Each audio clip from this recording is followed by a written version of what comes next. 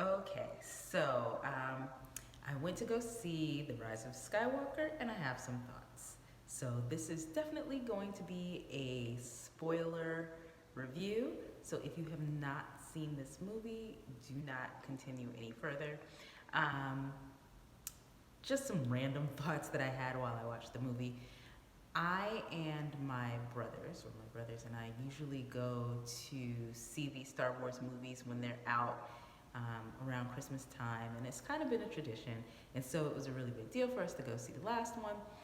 And as it has been for a whole lot of people, it has definitely been something that we've been looking forward to because we want to make sure that, all of the things that we've seen for the past 8 movies will culminate into something special.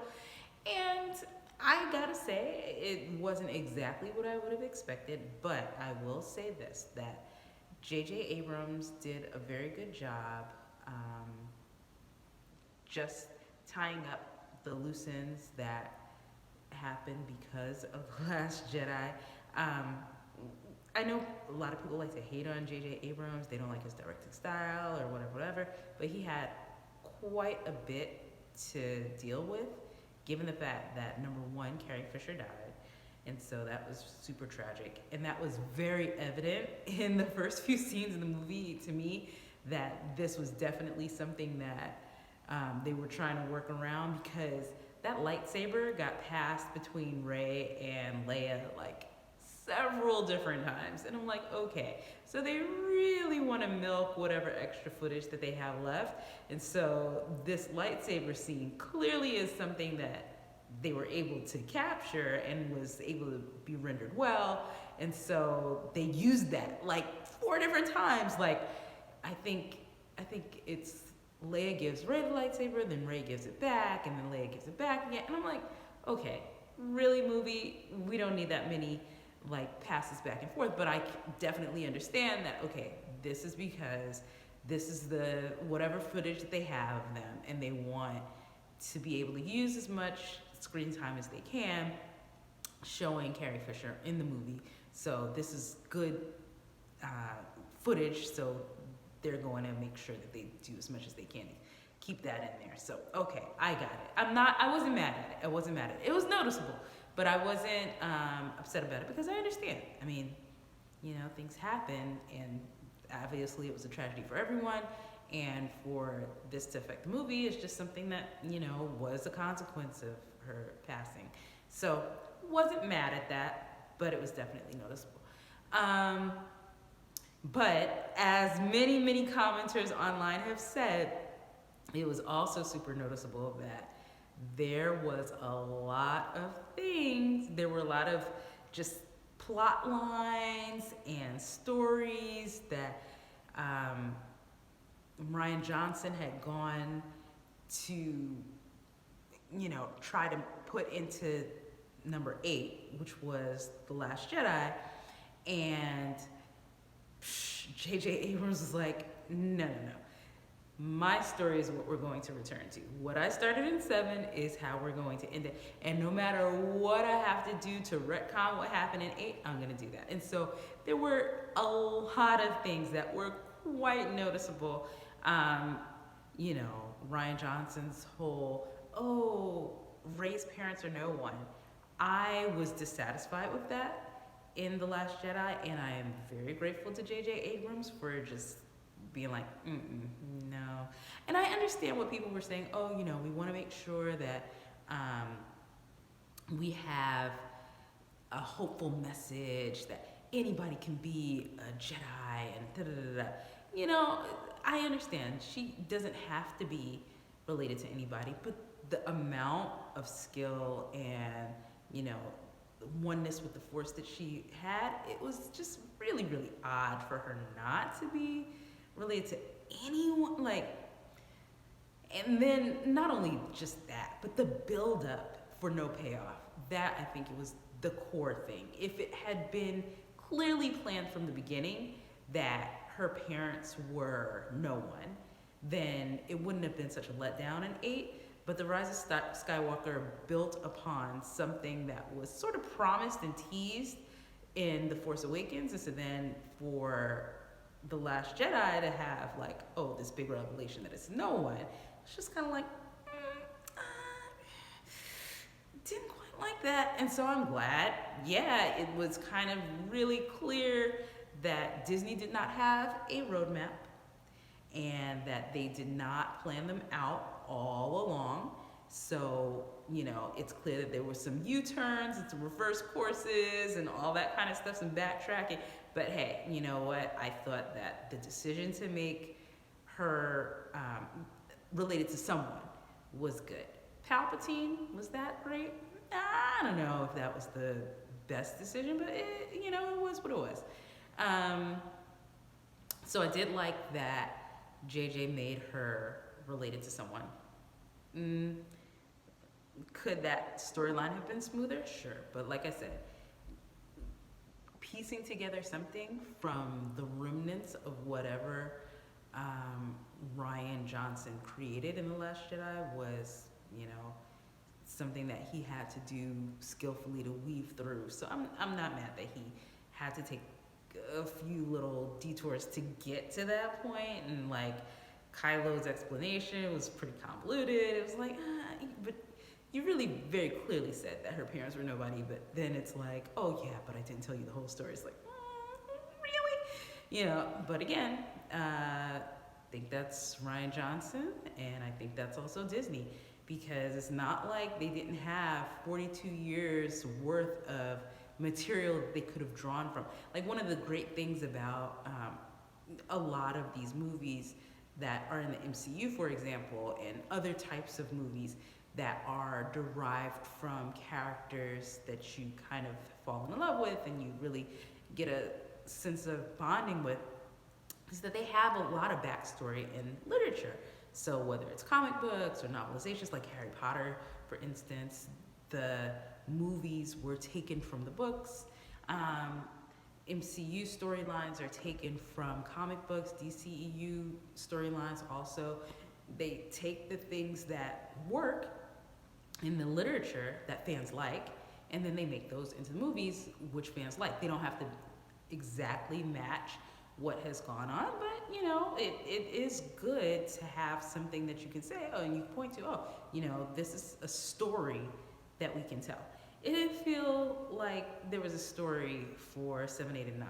It felt like they were winging it, like it was very much, hey, everybody gets to do whatever they want to do to try to pass the story along, kind of like, I'm going to take it and now you take it and now you take it. And so it was very clear that there wasn't really a clear through way. So that's Disney's bad, because they could have taken novelizations from Star Wars and, even fan fiction, for goodness sake, and use some of that material to try to glean from, the best things and stories to try to come up with a cohesive picture that they could have used. I mean, there's nothing wrong with that. I mean, they didn't have to follow it word for word or anything like that, but it could have at least provided them some guidance. This just seemed haphazard. But like I said, J.J. Abrams did a good job of cobbling together something as well as he could. I thought that the whole MacGuffin of finding the guy who has the clue, who has the thing that'll get us to the Wayfinder, that'll take us to the Emperor, that was super long. I was like, okay, when are we actually gonna get to the meat of this movie? I was a little bit whatever, but like I said, gotta do what you gotta do with what you got, right? I was very saddened that Rose got sidelined. Like, not even the fact that she had just a few seconds on screen, that they wanted to explain it by, oh yeah, because we wanted to use the footage with Carrie and with Rose. Okay, yeah, if you say so. But why did it have to be such an abrupt ending to her storyline? They could have done something to make it a little bit more cohesive. The pat that Finn gives to her was really like, good job and keeping it moving. I did not like that at all. Finn also, with his love life, I have no idea what was going on there. He's into Rey, he kisses Rose, then at the end he's with Jana, kind of. They have a bond. Like, what's happening? I don't know. Jana was also very interesting. I was very happy to see a sister in the movie, natural hair. She has a name, she has lines, and there were actually quite a few black people. There was the woman who was in the council meeting with Kylo and the other leaders of the First Order, which was cool. But we didn't know a lot about her. At least Jana had like story development and everything like that. Brief as it may have been, the only thing that I was a little bit disappointed about was the fact that, you know, you jam a new character in, you introduce somebody newly, fresh at the very end, like the very end of the last movie of the last trilogy is kind of like, ooh, okay, all right, I guess this is a new person. I like the fact that she was integral to the plot of, like, you know, saving the day and all that good stuff. So kudos. But I did feel like it was kind of rushed. You know, I remember thinking in the theater, wow, this would have been great if they could have had space and breathing room to explore some of these stories that they kind of introduced at the last minute, like a two-parter. And then the writers said the same kind of thing, like, oh yeah, it would have been great if we had a two-part to try to do the finale. But the reality is that they kind of did. They had 3 opportunities to create partitions in the story if they had had a cohesive story that they were using from the beginning. And like I said, The Last Jedi was just kind of a squandered opportunity, just totally wasted. And so that movie that could have been sort of providing some of the things from this movie kind of was really a waste. Because honestly, except for Luke's death, there is nothing that happened in The Last Jedi that was kept in this movie. So everything that happened got reversed. You know, Rey's parents, I already mentioned that. Kylo's helmet, it was broken in the last one. Now it's reconstructed. You know, the whole Rose and Finn storyline that started and then it totally dissolved. It was non-existent in this movie. Let's see, what else? I mean, just so many things. Luke's whole nonchalant toss over the shoulder of the lightsaber, which I did not like, was clearly just undone when he captures the lightsaber with Rey. And then like just the care that the lightsaber, not just his but also Leia's, was shown all throughout this movie. And then just the way that the lightsabers had special significance in the movie, all that kind of stuff. So it's like there was absolutely nothing that The Last Jedi did to propel the story forward in what the story wound up being. Like everything was a backtrack, and much of this movie was literally undoing the last movie. So it was just kind of like, okay, Last Jedi, waste of time. Let's see, what else were things that I liked? I did like the fact that Kylo Ren redeemed himself, became Ben. I liked that. I liked his little memory sharing with Han, like, you know, the whole idea of conjuring up his dad and remembering that moment and rectifying it. You know, it's too bad that Han can't actually be a proper space ghost to actually, or force ghost, not space ghost, force ghost, so that they could properly reconcile. But, you know, still you saw that reconciliation in Kylo's feelings.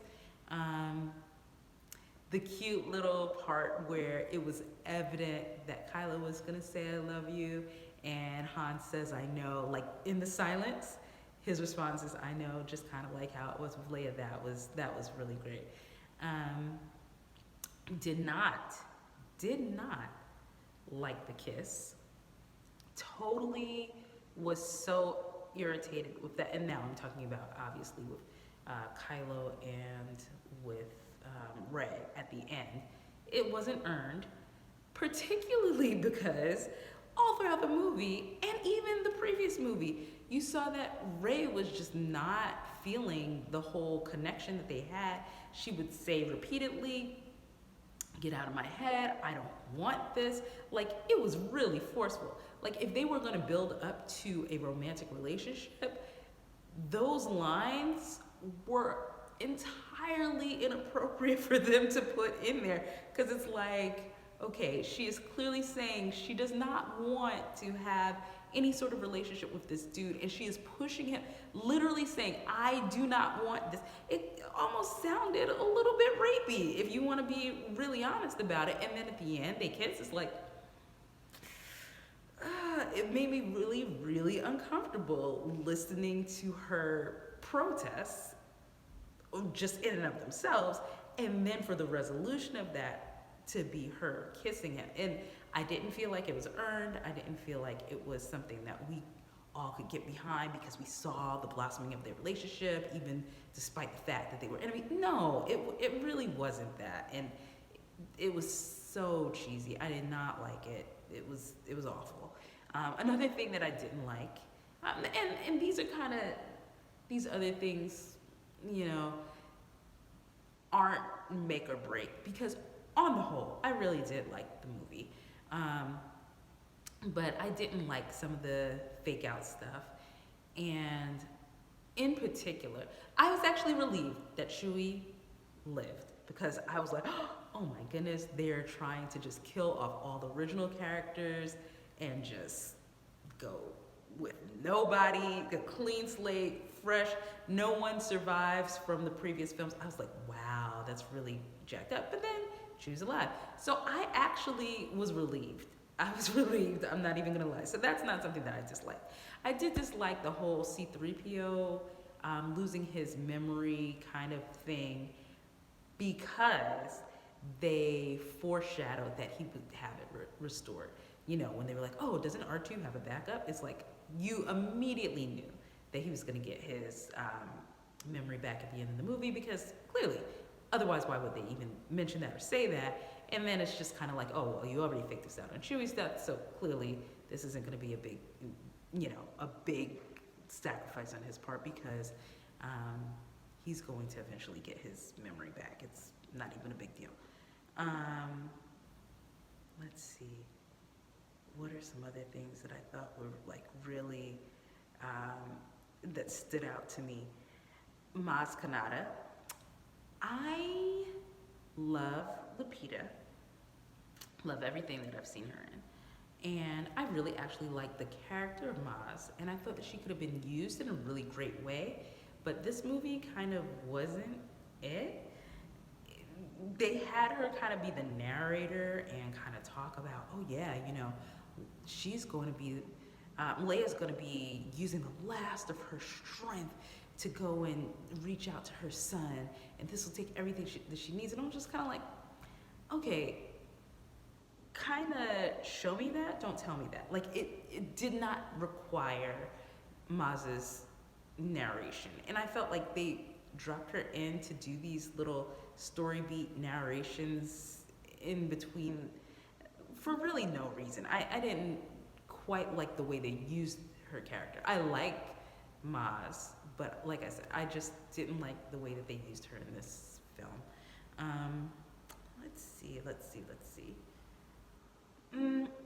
The other thing that I thought was a little bit, like I said, this is not a make or break, but I really was like, the Force Ghost at the end when you have Luke and Leia, I love that. But why not Kylo? I felt like after his sacrifice, you really needed to do something where you saw that Kylo got reconciled with his family. I really thought that that was necessary, especially because, first of all, he was trying to murder Luke, but in all fairness, Luke tried to murder him several years prior to that. So, I mean, I understand that. So I think that there should have been some kind of resolution to that, so that you could see, just like how Anakin at the end of Return of the Jedi was reunited with Obi-Wan and Yoda, you should have been able to see the same kinds of reconciliation by having all three, Luke, Leia, and Ben, in that space, in that closing scene.